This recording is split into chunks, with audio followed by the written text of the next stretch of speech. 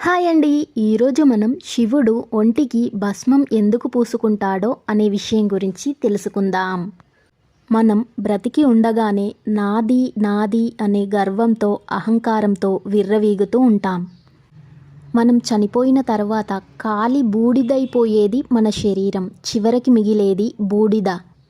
అందుకే ఇప్పటికీ ఉజ్జయినిలో శవ భస్మంతో శివుడికి అభిషేకం చేస్తూ ఉంటారు.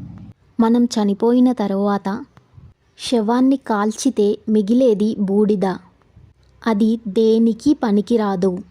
కానీ దాన్ని కూడా నేను పుచ్చుకుంటున్నాను అని చెప్పడమే శివుడి భస్మం పూసుకోవడం వెనుక ఉన్న అంతరార్థం. అందుకే మనం బతికి ఉండగానే మన ఆలోచనలు అన్నీ శివుడి వైపుకి తిప్పితే, శివనామస్మరణ చేయగలిగితే ఆ శివుడు మనల్ని ఎల్లప్పుడూ కాపాడతాడు. అందుకే శివుడు భస్మంలో ఉన్న పునఃసృష్టి చేయగలిగిన కణాలన్నీ ఒంటికి పూసుకొని ఉంటాడు. దాని నుంచే పునఃసృష్టిని చేస్తాడు. నేనిచ్చిన ఈ ఇన్ఫర్మేషన్ మీకు నచ్చినట్లయితే నా ఛానల్ని like, share, comment and subscribe చేయండి.